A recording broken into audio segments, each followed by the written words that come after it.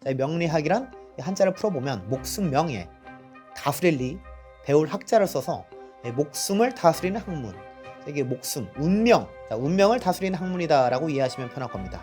자, 이 명리학은 인간과 우주의 과거, 현재를 관찰하고 미래를 예측하는 오랜 시간 축적된 지식이자 동양 고유의 예측 학문이라고 볼 수가 있습니다. 자, 그럼 역학이란 무엇일까요? 자, 명리학이랑 역학이랑 뭐 이제 말이 좀 다른 거긴 하지만 일단 역학은 모든 만물이 끊임없이 운동, 변화하고 있다고 상정하고 변화의 주체와 이치를 파악하는 것을 역학이라고 합니다. 자, 역학의 역은 변할 역이고 학은 학문학이에요. 변하는 모든 만물의 이치를 파악하는 것이죠. 자, 그리고 동양오술이라고 있습니다. 동양오술 5가지의 동양의 간법, 동양오술이 있는데 명복, 의상산이 있습니다. 명은 운명, 운명을 공부하는 학문으로서 뭐 사주나 구성학, 자미두수, 귀문둔갑 이런 것이 명이라고 보면 되고, 복은 점복이요, 점치는 것이에요. 뭐 무속인들이라든지 주역점을 치는 것, 이걸 복이라고 하고, 의는 의학이에요. 동양의학, 뭐 한의학이나 중국의 의학, 뭐 의술 이런 것들이 있겠죠. 그리고 상은 서로상이라고도 되지만 보일상이라고도 하는데 눈으로 보이는 것들을 점치는 거예요. 뭐 관상이나 풍수지리 뭐 이런 것들이겠죠. 산은 묘산자를 씁니다. 묘산. 이 산은 자, 산에 가서 기도드리는 거예요.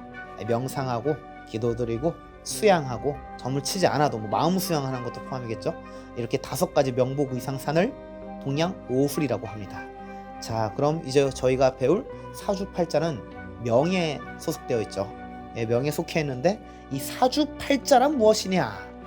사주팔자는 일단 모든 만물은 우주의 영향을 받지 않는 것이 없다는 이론입니다. 이게 뭔 말이냐면 이제 모든 만물이 태어났을 때 우주의 영향, 즉 태양과 달과 그 계절의 영향을 받지 않는 것이 없다. 태어났을 때 태양과 우주 뭐 이런 것들의 영향을 받아서 어떤 시간에 태어났는지, 어떤 계절에 태어났는지, 어떤 일에 태어났는지에 따라 인간의 운명의 그 적성의 성향에 미치는 영향력이 있다라는 가설, 이론을 가지고 4개 기둥, 자, 년주, 월주, 일주, 시주를 천간지지로 또 2개로 나눠서 팔자라 그러죠. 이 8개의 글자를 사용하여 인간의 운명을 예측하는 것을 사주팔자라고 합니다. 자, 그렇다면 이제 우리가 사주를 공부하는 입장이니까 전혀 알아도 쓸모가 없지만 사주 역사에 대해서 간단하게 쭉 읊어드리겠습니다. 자, 이 사주명리학은 서자평 이전의 고법과 서자평 이후의 신법으로 구별됩니다. 자, 이 서자평, 이 사람 이름인데, 자, 서자평 유명하죠. 명리학의 뭐 아버지는 아니고 명리학의 삼촌은 좀 이상해. 명리학의 매부 정도 되겠네. 매부. 명리학의 매부, 서자평 이전의 고법과 서자평 이후의 신법으로 구별된다고 볼 수가 있겠습니다.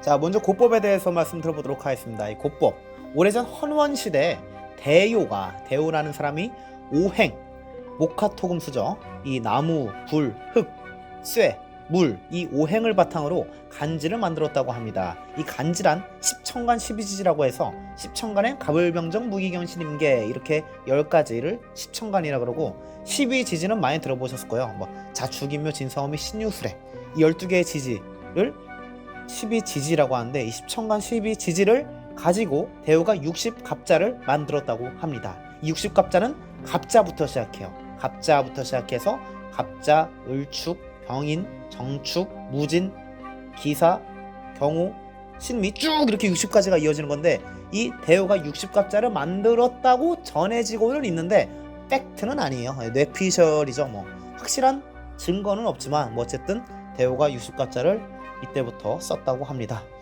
자, 그리고 전국시대는 기원전 350년 전후인데, 이 전국시대 때 귀곡자도 사람 이름인데, 이 귀곡자는 약간 좀 전해져 내려온다고 합니다.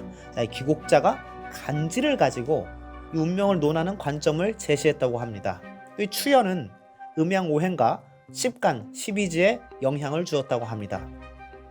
자, 그리고 주나라 말기에 오행의 명칭과 특성, 그 성질이 기록되어 있다고 하고, 후한 시대에 왕충이 12지지를 자축인묘 진성어미 신유술애를 오행에 목화토금수에 배속시켰다고 합니다. 뭐 자는 물이고 축은 흙이고 인 호랑이는 나무고 묘 토끼도 나무고 진 용은 땅이고 뭐 이렇게 12지지를 5행에 배속시켰다고 합니다. 그리고 왕상휴수사라고 해서 강한지 약한지 죽어가는지 뭐 거두는지 쉬고 있는지 이 5행의 강약인 왕상휴수사를 제시했다고 5행의 상극 상생을 재정립했다고 합니다. 이 5행의 상생이란 나무가 불을 도와주고 불이 흙을 도와주고 흙이 금을 도와주고 금이 물을 도와주고 이런 거고, 상극은 물이 불을 끄고 불은 금을 녹이고 금은 나무를 베고 막 이런 상극을 재정립시켰다고 합니다. 자, 그리고 당나라 때 당대 명리학의 비약적 발전이 이루어집니다. 자, 당대 동서 문화의 활발한 교류와 더불어 인도와 서양의 점성학이 중국에 유입되어 산명술의 발달을 촉진시켰기 때문이다 라고 하는데, 이허중, 당대의 이허중이라는 분이 사람이 태어난 년월일시를 간지로 배속시키고 인간의 운명을 추론했다고 합니다. 자, 그리고 당나라 말기에 산명학이 만들어집니다. 산명학을 녹명학이라고 하는데, 자, 녹은 연간. 자, 예를 들어 연간이란 예를 들어 지금 경자년이죠. 경자년의 경을 연간이라 하는데, 이것과 경자년의 자인 년지 이걸 명이라 하고, 나부모행이라고 있어요. 나부모행 표가 있는데 이걸 신이라고 합니다. 그래서 농명학이라고도 하며, 이 시대 때는 연주, 쉽게 말하면 띠 위주로 운명을 추론했고, 나부모행과 신살, 자 신살은 뭐 역마살, 도화살 이런 거죠. 이런 것들 위주로 인간의 운명을 추론했다고 합니다. 그리고 이제 드디어 송나라 초기의 신법이 나오기 시작합니다. 자평왕의 창시자 서자평이, 우리 서자평님이 태어난 니를 나로 보는 일간 위주와 십신, 격국, 용신 등 오늘날과 같은 형식이 조금씩 전해졌다고 합니다. 그리고 명나라 때에 이르러 자평학이 급진적으로 발전하는 시기가 됩니다.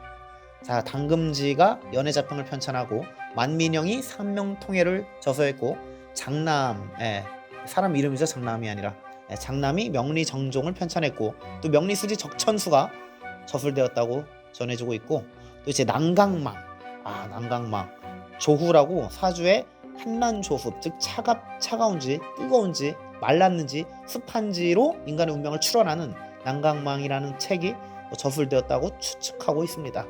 자, 그리고 창대에 이르러 자평학의 이론이 심화되는 시기입니다. 진소함이 적천수 지묘, 명리야건을 편찬했고, 심효첨이 격국론은 체계화한 자평진전을 편찬했고, 임철조가 적천수 천미라는 책을 편찬했습니다. 자, 이렇게 근현대사를 쭉 이렇게 거쳐서 현대사회까지 명리학이 이루어지는데, 나름 오랜 전통과 역사가 있는 학문입니다. 자, 이 학문은 이제 멈춰 있으면 안 돼요. 계속 발전해 나가고 그 시대에 따라 맞는 통변법으로 계속 개선시켜 나가야 됩니다. 현재는 또 10년 전이랑 또 달라요. 또 이제 작년이랑도 지금은 또 달라요. 이 코로나로 인해서 언택트 시대가 좀 빨리 열렸는데, 자, 요즘 같은 언택트 시대는 영업도 비대면으로 하는 시대가 오고, 할 줄 아는 거 없고 끼없고 말도 못하고 아무것도 할 줄 아는 거 없는데 컨텐츠 좀 좋고 운 좋으면 유튜브에서나 블로그에서 스타가 되는 세상이 돼요. 또 이제 사기도 날로 다양해지고 있습니다. 이제 옛날처럼 영업이라든지 부동산 이런 거로 사기치는 게 아니라 뒷광고 이런 거 있잖아. 소비 이런 거 있어요. 제품 허위 광고 이런 거로 사기치는 시대가 와서 사람으로 사기치고 주작하고, 이제 사기도 날로 발전하고 있어요. 자, 그런 시대에 맞춰 우리 역술인들, 우리 명리 공부하시는 분들도 그 시대에 맞는 이론을 계속 개선시키고 발전해 나가야 할 것 같습니다. 자, 이렇게 1교시인 명리학과 사주팔자의 역사에 대해서 간단히 알아봤습니다.